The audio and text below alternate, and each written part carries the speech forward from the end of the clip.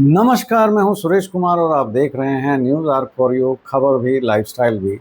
Iran और America के बीच समझौते को अभी 2 ही दिन हुए हैं और इस बीच अलग-थलग पड़े इजराइल ने दक्षिणी लेबनान में हवाई हमले किए, जिसमें कम से कम 5 लोग मारे गए। इस बात की पुष्टि इजराइल की नेशनल न्यूज़ एजेंसी ने की है। इससे यह स्पष्ट नहीं है कि समझौता अगले कुछ महीनों में किस तरह से आगे बढ़ेगा। ऐसा लगता है कि युद्ध विराम गहरे मतभेदों को सुलझाने में और समय लेने का एक तरीका बन गया है। इसराइल के ताज़ा हमलों से मामले को बिगड़ता देख अमेरिका और कतरी अधिकारियों ने फौरी तौर पर इसराइल और हिजबुल्लाह के बीच युद्ध विराम तो करा दिया है, लेकिन इसमें इसराइल को एक तरीके से फिर से दरकिनार किया गया है। ऐसे में इसराइल के पास इस समझौते को विफल करने के सभी कारण खत्म नहीं हुए हैं। आज ऐसा दिखाई दे रहा है कि इजराइल कूटनीतिक रूप से अलग-थलग पड़ गया है। इजराइल को अपने क्षेत्र में पूर्ण सैनिक वर्चस्व हासिल करने की कोशिशों में न तो सुरक्षा मिली है और न ही स्थायी नियंत्रण। उसकी इसी आकांक्षा से भविष्य में खाड़ी क्षेत्र में फिर से उथल-पुथल बढ़ सकती है। ईरान का कहना है कि शांति के लिए अमेरिका के साथ किसी भी समझौते में लेबनान को शामिल किया जाना चाहिए और सभी मोर्चों पर लड़ाई बंद होनी चाहिए। जबकि इजराइल ने इस शर्त को खारिज कर दिया है और लेबनान के कब्जे वाले क्षेत्र से वह पीछे हटने को तैयार नहीं है। इजराइल में आम चुनाव अक्टूबर 2026 में होने हैं। अगर हिजबुल्लाह से संघर्ष जारी रहता है तो फिर इजराइल के प्रधानमंत्री के लिए इस चुनाव में सफलता पाना मुश्किल भरा हो सकता है। अमेरिका ईरान समझौते में ईरान की तो जैसे बल्ले बल्ले हो गई है। आने वाले सालों में ईरान आर्थिक और राजनीतिक रूप से काफ़ी मजबूत होगा। इस समझौते से ये साफ हो रहा है कि अमेरिका के रुख में नरमी दिखाई दे रही है, जबकि वह पहले कड़े शब्दों का इस्तेमाल कर रहा था। अल जजीरा की रिपोर्ट के अनुसार अमेरिका के पहले के रुख में विचलन दिखाई दे रहा है। ट्रंप ने अब कहा है कि ईरान के पास थोड़ी संख्या में बैलिस्टिक मिसाइलें होना अन्यायपूर्ण नहीं है। देखा जाए तो ईरान पर इस साल जब हमला शुरू हुआ था, तब इसकी जड़ में ईरान का मिसाइल का ज़ख़ीरा ही था। अब अमेरिका ये मानने लगा है कि अगर सऊदी अरेबिया और कतर के पास मिसाइल है, तो ईरान के पास भी ऐसी मिसाइलें होना ठीक ही है। मौजूदा शांति समझौते के अनुसार अमेरिका ने अपने क्षेत्रीय साझेदारों के साथ मिलकर ईरान के पुनर्निर्माण की योजना बनाई है, जिसमें वह करीब 300 अरब डॉलर का खर्च करेगा। जब पहले ड्राफ्ट समझौता आया था, तब ट्रंप ने समझौते को इस तरह की किसी भी शर्त को शामिल करने से इनकार कर दिया था। ईरानी कच्चे तेल और पेट्रोलियम उत्पादों और अन्य संबंधित वस्तुओं के निर्यात पर लगे सभी प्रतिबंध हटाने की भी बात हो रही है और यह भी ईरान को एक नई रियायत है। ये सब अमेरिका के उस बार-बार के दावे के विपरीत है, जिसमें कहा गया था कि ईरान द्वारा परमाणु वार्ता में रियायत देने के बाद प्रतिबंध हटाए जाएंगे। अमेरिकी अधिकारी अब इसका बचाव करते हुए कहते हैं कि यह उतना महत्वपूर्ण नहीं है। हॉर्मुज़ जलडबरू मध्य को खोले बिना भी ईरान तेल बेच रहा था, इसलिए हमने सोचा कि यह रियायत देना उचित होगा। इस बात का खुलासा द टाइम्स ऑफ इजराइल अखबार ने किया है। आगे बढ़ने से पहले एक छोटी सी गुजारिश कि आप हमारे चैनल को लाइक, सब्सक्राइब और शेयर करें। इससे हमें और अच्छे वीडियो बनाने में मदद मिलेगी।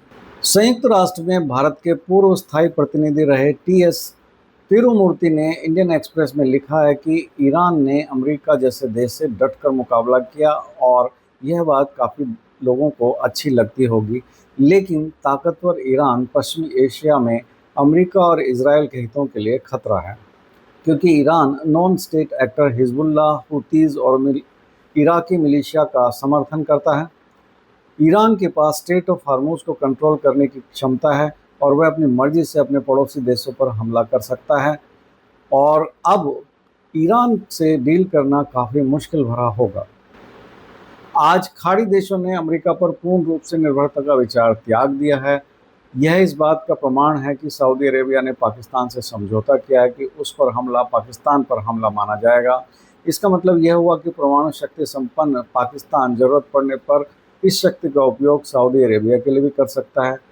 सऊदी अरेबिया ने organisation of oil petroleum countries OPEC को भी छोड़ दिया है। ईरान और अमेरिका के युद्ध को एक और नज़र से देखने की ज़रूरत है। ड्रोन ईरान की आत्मरक्षा के लिए एक असाधारण तकनीक तो बने हैं, लेकिन यह भविष्य में एक जोखिम भी पेश कर रहे हैं।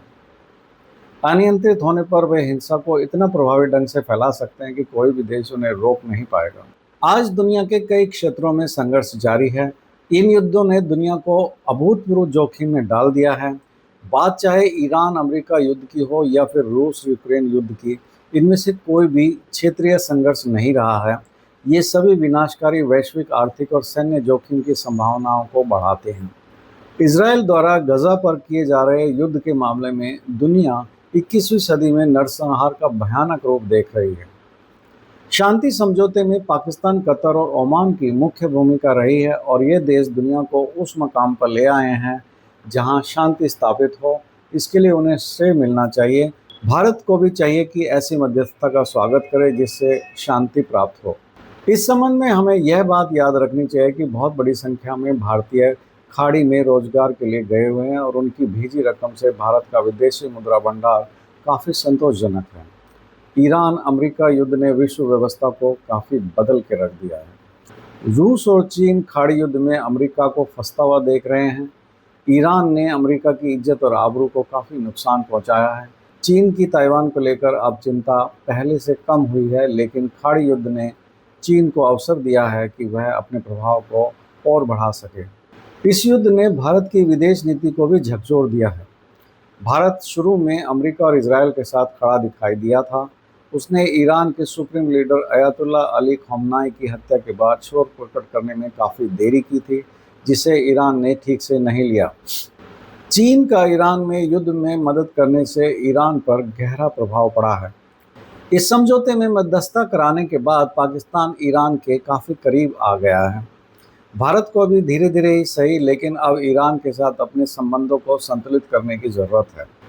भारत के लिए प्रस्तावित अमेरिका ईरान शांति समझौते में भी अपने लिए काफ़ी कुछ हासिल करने को है।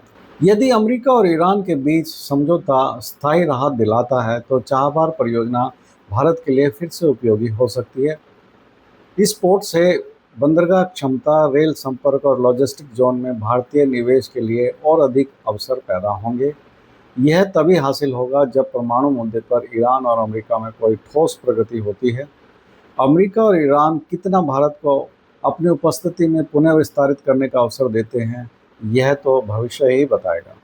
वाशिंगटन पोस्ट में छपी खबर भी गौर करने लायक है, जिसमें गत शुक्रवार को अमेरिकी खुफिया विश्लेषण के हवाले से चेतावनी दी गई है कि नेतन्याहू लेबनान में ऐसे कदम उठा सकते हैं जो ईरान के साथ शांति समझौते के लिए ट्रंप के प्रयासों को कमज़ोर करेंगे।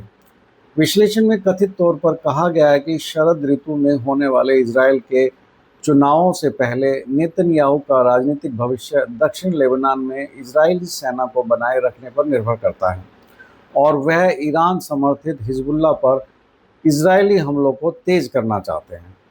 अगर ऐसा हुआ तो ये समझौता खटाई में पड़ सकता है। नमस्कार, मैं हूं सुरेश कुमार।